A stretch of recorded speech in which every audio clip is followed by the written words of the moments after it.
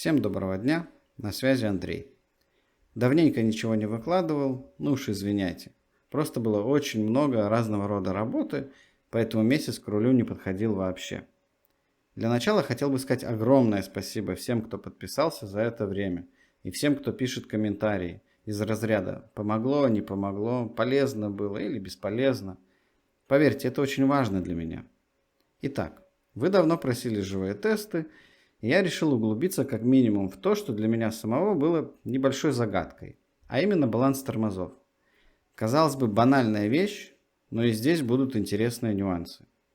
Как я уже говорил в одном из своих обучающих видео, правильное торможение – это эффективное перераспределение веса, а значит и сохранение максимального сцепления.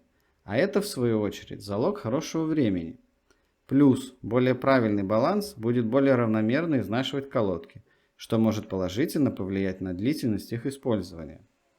А еще это будет полезно для использования трейлбрейкинга, но про него мы поговорим в отдельном видео чуть позже. Какой механизм настройки я выбрал? Где-то вычитал, что самый простой метод настройки баланса – это когда с выключенной системой ABS выжать педаль тормоза в пол и посмотреть разницу во времени между блокировкой передней и задней осей. Она должна быть, но не должна быть очень большой. Я взял практически все автомобили класса GT3, представленные в игре, и постарался настроить баланс именно таким образом.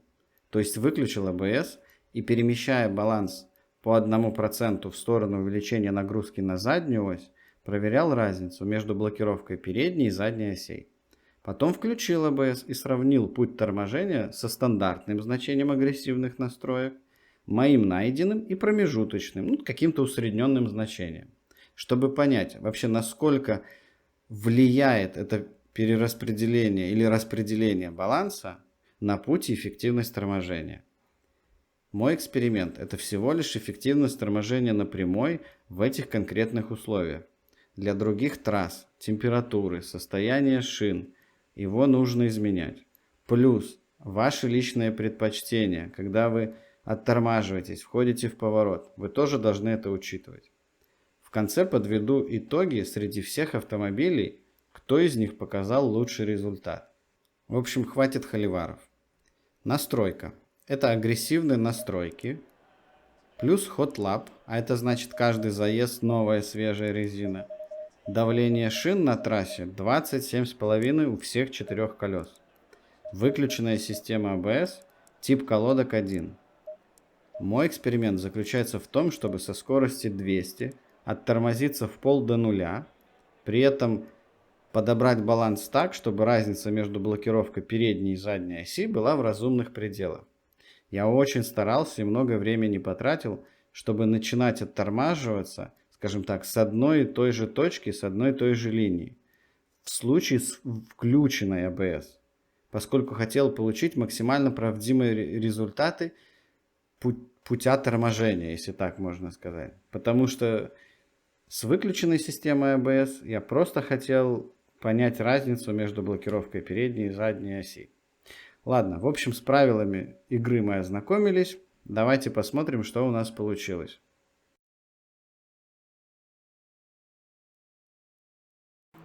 Итак, первым на очереди идет Aston Martin. Стандартная настройка 64%. Как видим, передняя ось уже заблокирована, задняя особого сопротивления не создает.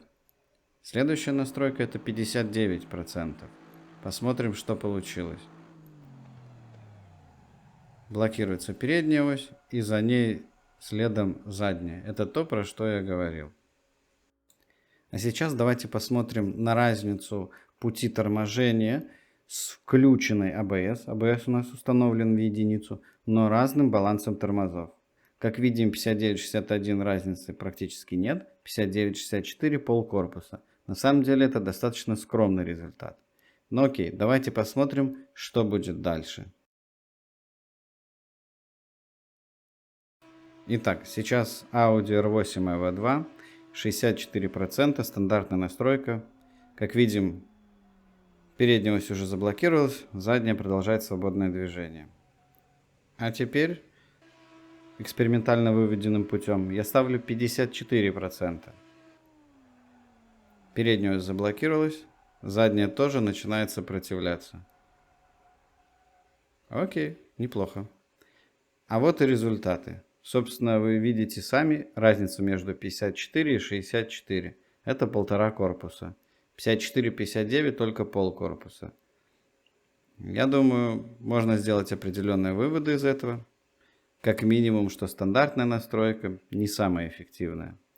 Соответственно, вы можете варьировать ваши настройки от 54 до 59 в зависимости от ваших предпочтений, то, как вам более комфортно управлять этой машиной. Сейчас на очереди Bentley 2018. 66%. Стандартная настройка. Передняя ось заблокировалась, задняя сама по себе.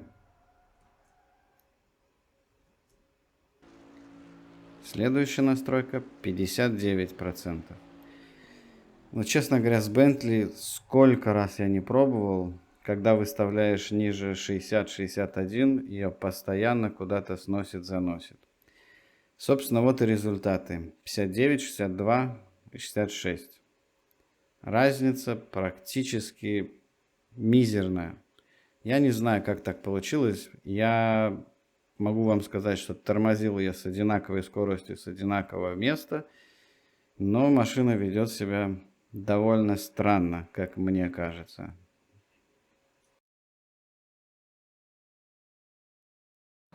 Итак, на очереди BMW M4, стандартная настройка 60.2. Абсолютно то же самое, что мы видели до этого. А теперь 50,6. Вот то, что как бы я и ожидаю. Переднюю ось, потом заднюю ось. Вот, собственно, и результаты. Между 50,6 и 62 полтора корпуса, как и было в Audi.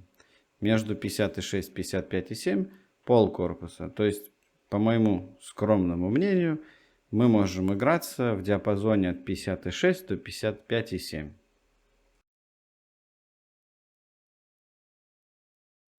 Итак, на очереди Ferrari 488 EVO, 60%. Результат виден. Дальше 48%. Но картина, честно скажу, не сильно лучше. Так и не получилось как-то мне увидеть то, что я хотел. Но результат так или иначе налицо. 48 и 60 минимум 2 корпуса. 48-54 1 корпус. Ну, вот вы понимаете, в каком диапазоне вы можете играться, при этом сохраняя максимально эффективное торможение. 53.2 стандартная настройка. Ничего необычного. 46%. Признаюсь честно, тоже мне не сильно понравилось. Что в итоге мы имеем? 46, 53, 2 разница, чуть больше корпуса. 46, 49,4. Практически идентично. То есть, в каком диапазоне мы можем играться, вы видите. 46-49,4. Что-то такое. На очереди Lamborghini Huracan Evo. 62% стандартная настройка. Все как обычно. А теперь 53,2. Вот то, как тормозит задняя ось здесь, мне нравится больше. Итак, 53,2, 62 разница почти в 2 корпуса. Собственно, по результатам видим, что 53,2, 57,6 это тот диапазон, в котором мы можем играться. Это будет самое эффективное торможение. Окей, погнали дальше. Итак, какой результат у нас покажет Lexus со стандартными настройками? Ну, задняя ось не сильно участвует. 56% лучше задняя ось включается в торможение. А вот, собственно, результаты. Достаточно удивительные. Меньше процент в данном случае оказался менее эффективным. Плюс надо учитывать, что это переднемоторная машина. И, видимо, тормозилки сзади вообще не особо эффективные. Поэтому, чем больше, грубо говоря, включается передняя ось, передние диски, колодки, тем эффективнее торможение. Собственно, рекомендую тогда играться в районе 59%. Итак, на очереди Макларен 58,6. Стандартная картина. Ничего нового. 48,2. Задняя ось пытается притормаживать раньше, но полностью не блокируется. Итак, результаты. 48,2, 58,6. Разница почти в 2 корпуса. Между 48,2 и 53 пол корпуса. Собственно, диапазон игры с балансом виден.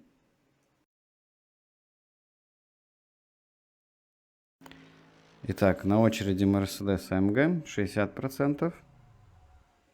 Угу. 53%. Ну, на самом деле, видно, что пытается задняя ось притормозить, но, видимо, не хватает тормозилок. Делал меньше, результата лучше не было.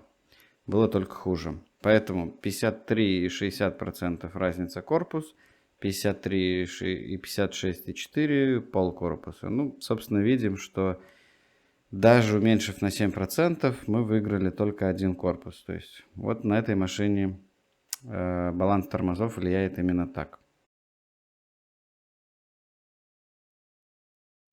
Итак, Nissan GT-R, стандартная 61,6. Все как обычно. Увидели, запомнили. 52,9. Жопу немножко повело, но не так критично, как в Bentley. Результаты.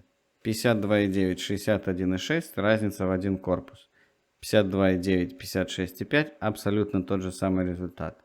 Я проверял, точка торможения, скорость, с которой начали тормозить, абсолютно идентичны. То есть получается, что вот первые 5%, которые мы уменьшаем и добавляем на заднюю ось, они являются самыми эффективными. Дальше уже не особо это играет роль. Для меня это, честно говоря, было открытием.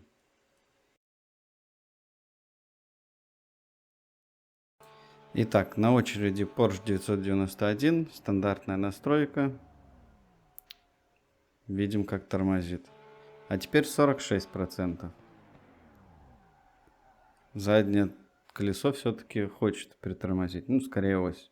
Вот результат. 46, 54,6, где-то полтора корпуса. 46, 50, пол корпуса. Ну, вот в этом диапазоне можем поиграться. А теперь Porsche 991-2. 56%. Угу. И 45%. Намного более охотно тормозит. Ну и по результатам видно, что 45 и 56 разница просто в 2 корпуса. 45 и 50 тоже значимо. Целый корпус. Так что какое-то усредненное значение 45-50 можете выбирать, когда будете кататься на каком-нибудь треке. По крайней мере, можете попробовать. А теперь финалочка. Раздаем призовые места. Я собрал результаты торможения 13 машин в один слайд. Пусть вас не пугает эта цифра. Провел разные линии, чтобы правильно и качественно оценить торможение и расставить призовые места.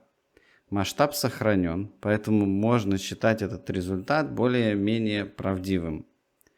После отсортировал результаты, то есть машины. И получилось это. И что мы имеем? Первое место Porsche 991-2. Второе место Ferrari 488 Evo. Третье место McLaren 720S. Четвертое Porsche 991. Пятое Lexus RCF. Шестое Nissan GT-R. Седьмое Audi R8 Evo 2. Восьмое Aston Martin AMR. Девятое Honda NSX. Десятое BMW M4. 11 Mercedes AMG. 12 Bentley Continental 2018 года и 13 Lamborghini Huracan. Так каков же итог?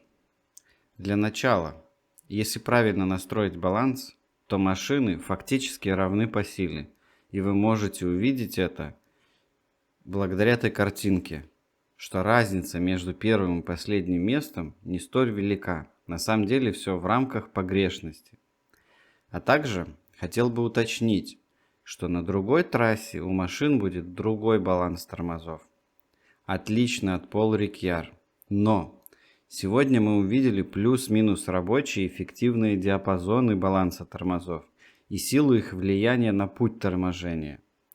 Беря в расчет эти показатели, настройка авто под себя на другой трек и погоду будет более понятна и прозрачна. По крайней мере, для меня будет именно так. Я для себя узнал много нового. И я надеюсь, что и вы для себя подчеркнули что-то новое благодаря этому видео. И как минимум оно было для вас интересным. Так что добро пожаловать в наш клуб. Если вам было интересно, подписывайтесь, не стесняйтесь. Спасибо за просмотр. Всем добра. Берегите себя и до новых встреч.